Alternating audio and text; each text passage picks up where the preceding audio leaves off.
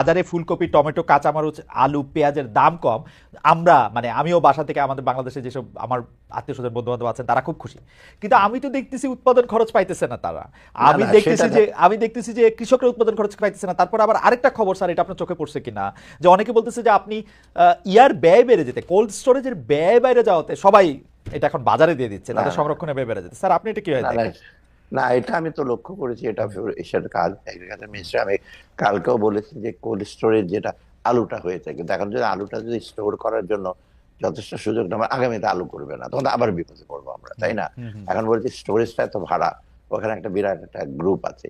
আমি বলছি ইমিডিয়েট ওরা দেখেন অত্যধিক ভাড়া কেন নেয়, এটা লুক ইনটু দ্যাট। এখন হচ্ছে এত নিটিগ্রিটি, ভেতরে আপনার ট্রেডাররা এত বেশি চালাক, মানে হয়তো বা আমাদের চেয়ে বেশি চালাক। আমরা এগুলি নিয়ে আমি একটা উদাহরণ দিই আপনাকে। এই যে সয়াবিনটা আপনারা, কেন সয়াবিন তো বাজারে যে ছিল, দেশে যে তা না, আমি বসে হিসাবে বলছি, সয়াবিন প্রচুর আছে, কি করেছে ওরা?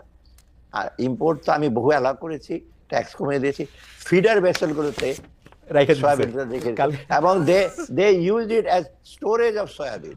ওই নিজের স্টোরে পয়সা লাগবে, রাখতে পারে না, ওখানে রেখে দিতে। তখন যখন আমি বললাম, তখন কোস্ট গার্ড গিয়ে ওদের রেড করেছে, তখন আসছে। অর্থাৎ এই সমস্ত বুদ্ধি, হয়তো এটা আমরা আগেরটা একটু বুঝতে পারিনি, ভাবছিলে চট্টগ্রাম পোর্টে জায়গা নেই, কন্টেনার গুলো আনতে আসতে পারবে না, দেখবে না ইচ্ছা করে ওখানে রেখে দিচ্ছে ওরা।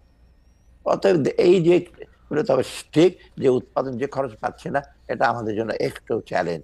আমরা কৃষকদের যদি ঠিক না দেই, মানে ওদের ফেয়ার প্রাইস যদি না দেয়, তারা উৎপাদন করবে না, আবার ওরা কষ্ট থাকে। বাজারে নগদ টাকা লেনদেন বৃদ্ধি পায় ঈদের বাজারে, নতুন নোটের চাহিদাও বাড়ে ঈদ উপহারের অংশ হিসাবে, কিন্তু বাংলাদেশ ব্যাংকের কাছে থাকা নোটে বঙ্গবন্ধু শেখ মুজিবের ছবি থাকায় এবার ব্যাংকে নতুন নোট দিচ্ছে না।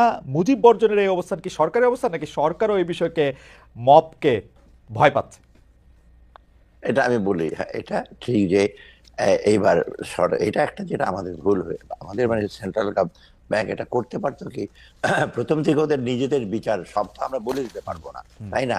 এই যে ডিজাইনটা চেঞ্জ করা, এতগুলো ছবি, আমার সময় কোনো ছবি দেয় নেই, ফর স্ট্র্যাটেজিক রিজন দেয় নেই। কারণ কে বলছে কারো ছবি দিলে, তখন আমি নজরুলের ছবি দেবো না কেন, আগে আমরা রবীন্দ্রনাথ দেন, তা আমি বলছি কায়কোপথের ছবি, অসুবিধা দেখি।